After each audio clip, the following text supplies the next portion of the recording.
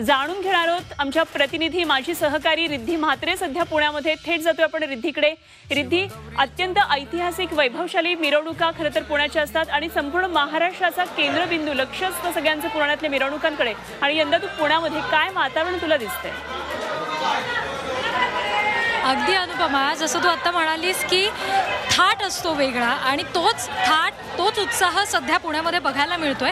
तरुणाई सुद्धा याच्यामध्ये अजिबात मागे नाहीये। सध्या मी आहे श्रीमंत दगडूशेठ हलवाई गणपती बाप्पाच्या गाभाऱ्यामध्ये आणि तिथून आपण झी24 तासच्या प्रेक्षकांना ही सगळी दृश्य दाखवणार आहोत। पुण्यामध्ये सुद्धा तोच थाट पाहायला मिळतोय, तोच उत्साह पाहायला मिळतोय। थेट गाभाऱ्यामधून गणपती बाप्पाचं दर्शन आपण घेतोय। दगडूशेठ हलवाई गणपती बाप्पाची विसर्जन मिरवणूक अगदी काही क्षणात सुरू होणार आहे आणि त्यापूर्वी बाप्पाची आरती झालेली आहे। जसं तू म्हणालीस अनुपमा की पारंपरिक वाद्यांच्या तालात सकाळपासूनच बाप्पाला आपल्या वादनाच्या कलेतून इथे वंदन केलं जात आहे आणि बाप्पाला अखेरचा निरोप देण्यासाठी हजारोंच्या संख्येनं अगदी पहाटेपासून पुणेकरांनी गर्दी केलेलीच आहे। पुण्याचे मानाचे गणपती असतील, दगडूशेठ हलवाई गणपती बाप्पा आहे, त्यानंतर इतर सार्वजनिक मंडळं आहेत, त्याचबरोबर घरगुती गणपती बाप्पा आहेत। या सगळ्यांचं 10 दिवसाच्या गणपती बाप्पांचं आज विसर्जन होत आहे आणि त्यामुळे तोच उत्साह पाहायला मिळतोय। आता माझ्यासोबत पुण्यामधून आपले 2 प्रतिनिधी सुद्धा जोडले गेलेले आहेत।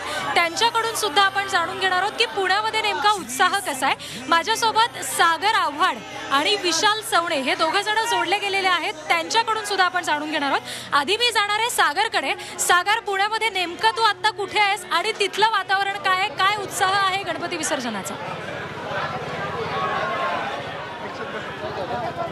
नक्कीच रिद्धी, 10 दिवसाच्या बाप्पाला निरोप देण्यासाठी पुण्यनगरी सज्ज झालेली आहे। पुण्यातील मंडई चौकातून मिरवणुकीला सुरुवात होणार आहे। आपण जर पाहिलं तर आता मंडई चौकामध्ये राष्ट्रीय कला अकादमीच्या वतीनं रांगोळी काढली जाते। ते अलका चौकापर्यंत 4000 किलोच्या वरती रांगोळी या पूर्ण 2 ते 2.5 किलोमीटर पट्ट्यामध्ये लागत असते। आणि या वर्षीची थीम सायबर क्राईम आहे, कारण की आपण जर पाहिलं तर सायबरचे गुन्हे जे आहेत ते दिवसेंदिवस मोठ्या प्रमाणावरती वाढत चाललेले आहेत आणि एक संदेश देण्याचं काम या रांगोळीच्या माध्यमातून गेल्या अनेक वर्ष राष्ट्रीय कला अकादमी करत असते आणि मोठी जय्यत तयारी या ठिकाणी सुरू आहे। आपल्याबरोबर राष्ट्रीय कला अकादमीचे मंदार लांजेकर आपण बातचीत करणार आहोत। काय तयारी झाली आहे, किती लोक ही सगळी रांगोळी काढतायत आणि त्या रांगोळीला सुरुवात झाली? तर राष्ट्रीय कला अकादमीच्या वतीने गेली आम्ही 24 वर्ष गणेश विसर्जन मिरवणुकीमध्ये वेगवेगळ्या विषयांवरती रांगोळीचं रेखांकन करत असतो। यावर्षी संस्थेचं 25वं वर्ष आहे आणि यावर्षी आम्ही जो विषय घेतलेला आहे तो सायबर क्राईमचा विषय घेतलेला आहे। या सायबर क्राईममध्ये जे वेगवेगळे रोज गुन्हे घडत आहेत वेगवेगळ्या माध्यमातून, तो आम्ही जनतेपर्यंत, नागरिकांपर्यंत दाखवण्याचा हा प्रयत्न आहे। अलका टॉकीज चौकापर्यंत ही रांगोळी रेखांकन आम्ही करणार आहोत। वेगवेगळ्या 11 चौकांमध्ये हा सायबर क्राईमचा जो विषय आहे हा आम्ही जनतेपर्यंत जाऊन त्यामध्ये जनजागृतीचा आमचा हा प्रयत्न राहील की जेणेकरून सायबर क्राईममध्ये हे गुन्हे कमीत कमी घडावेत किंवा भविष्यात घडू नयेत, हा संदेश आम्ही नागरिकांना या माध्यमातून देणार आहोत। नक्की किती लोक सगळी रांगोळी काढतायत आणि कधीपासून तुमचा हा सगळा उपक्रम चालत आहे? आता आमच्याकडं ही जी टीम आहे ती साधारणतः 350 मुलं मुली आहेत आणि गेले 3 महिने आम्ही हा रांगोळीच्या माध्यमातून मुलांना आणि जे नवीन मुलं आहेत किंवा जे पूर्वीचे पण आहेत अशा मुलांना आम्ही रांगोळी शिकवतो। गेले 3 महिन्यापासून हे आमचं प्रॅक्टिस चालू आहे। नक्की गेल्या 3 महिन्यापासून ही प्रॅक्टिस सुरू आहे आणि पुण्यातील मिरवणुका ह्या अत्यंत महत्त्वाच्या मानल्या जातात। विदेशी पाहुणे जे आहेत ते या मिरवणूक पाहण्यासाठी येत असतात। मात्र यावर्षी सर्वात महत्त्वाचं म्हणजे पोलिसांचा बंदोबस्त, त्याचबरोबर ढोल पथकांची मर्यादा काही मंडळांना घालून देण्यात आलेली आहे। त्यामुळं मिरवणुका लवकर संपतील असा विश्वास व्यक्त केला जातो आहे। आणि सर्वात महत्त्वाचा निर्णय म्हणजे मिरवणुका लवकर संपवाव्यात यासाठी दगडूशेठ हलवाई गणपतीने महत्त्वाचा निर्णय घेतलेला आहे की 4 वाजता दगडूशेठ हलवाई गणपतीची मिरवणूक जी आहे ती निघणार आहे आणि 8 वाजेपर्यंत मिरवणूक संपवू असा विश्वास दगडूशेठ हलवाई गणपतीने व्यक्त ट्रस्टींनी केलेला आहे। त्यामुळं यावर्षी सर्वात महत्त्वाचं म्हणजे मिरवणुका जर लवकर संपल्या तर नक्कीच एक वेगळा पायंडा पुण्यामध्ये पडेल आणि जी उत्साह जो आहे तोही यावर्षी एक वेगळा पाहायला मिळेल। त्यामुळं पुण्यनगरी जी आहे ती बाप्पाला निरोप देण्यासाठी सज्ज झाली आहे। रिद्धी, अगदी अगदी सागर, आणि जसं तुम्ही आता अत्यंत महत्त्वाचं सांगितलं की आता पोलीस बंदोबस्त, कारण सुरक्षेच्या दृष्टीनं सुद्धा तितकीच महत्त्वाची पावलं उचलली गेलेली आहेत. मंडई चौकामध्ये नेमकं काय परिसरातलं वातावरण आहे हे आपण बघितलं. आता मी जाणार आहे विशालकडे. विशाल सेवणे आमचे प्रतिनिधी जोडले गेलेले आहेत आपल्याशी. विशाल, मानाचे 5 गणपती, त्यांचा थाट आणि त्यांचा उत्साह हा काहीसा वेगळा असतो, त्याविषयी काय तुम्ही सांगाल? सध्या त्याची तयारी कशी सुरू झालेली आहे विसर्जन मिरवणुकीची? नक्कीच आपण पुण्यामध्ये आहोत आणि तब्बल 10 दिवस जे आहे ते चैतन्यमय वातावरण ज्याने निर्मिती केली त्या गणरायाला निरोप देण्याची वेळ आहे.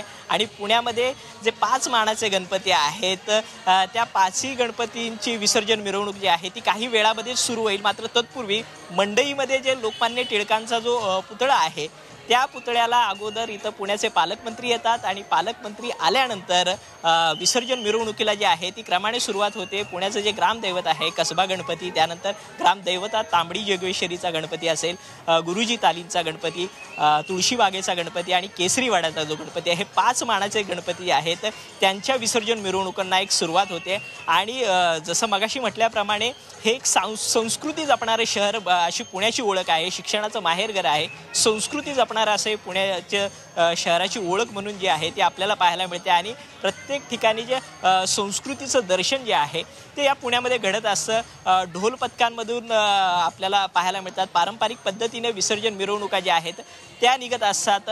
पालखीमध्ये विराजमान होऊन देखील बाप्पाला जो आहे तो निरोप दिला जात असतो. आणि त्याचबरोबर एक विसर्जन मिरवणुकीमध्ये जे रथ आहेत त्या रथामध्ये वेगवेगळ्या थीम देखील आपल्याला पाहायला मिळतात आणि त्यामधून एक संदेश देखील दिल्याचा आपल्याला दिसून येतं. आपण अखिल मंडई गणपतीच्या या ठिकाणी आहोत आणि या ठिकाणी यंदा विश्वगुरू असं एक दर्शनाचा जो विश्वगुरूचा संदेश देणारं, भारत हा विश्वगुरू आहे हे जगाला सांगणारे अशी एक मोठी थीम जी आहे ती या ठिकाणी साकारली गेलेली आहे.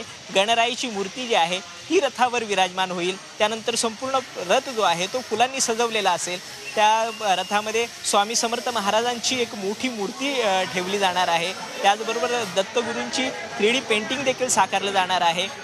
आणि दरवर्षी जसं लवकरात लवकर मिरवणुका ज्या आहेत त्या संपवण्याचं एक प्रशासनाने एक निर्देश जे आहेत ते सर्व मंडळांना दिलेले आहेत. त्या दृष्टीने ही मिरवणूक कशी लवकरात लवकर संपेल त्या दृष्टीने कमीत कमी विशाल, आणि जसं तुम्ही म्हणताय की पुण्यामध्ये अत्यंत उत्साहपूर्ण वातावरण आहे.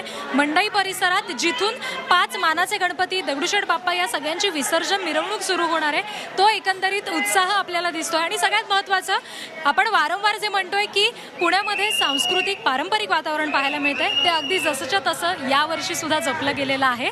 झी24 तासवर पुण्यातल्या या गणपती विसर्जन मिरवणुकांचे अपडेट्स आपण वेळोवेळी पाहणारच आहात. तुर्तास मी पुन्हा एकदा माझ्या सहकारी अनुपमा यांच्याकडे पुढची सूत्र देते. अगदी रिद्धी, खूप खूप धन्यवाद दिलेल्या या सगळ्या पोहोचवलेल्या या वातावरणाबद्दल. आणि विशाल, सागर, तुझ्याबरोबर आज दिवसभरात निश्चितच पुण्यातल्या मिरवणुकांमधल्या प्रत्येक घडामोडी आणि तिथली सगळी क्षणचित्र आपण झी24 तासच्या प्रेक्षकांपर्यंत पोहोचवणार आहोत. सह्याद्रीची उंची म्हणजे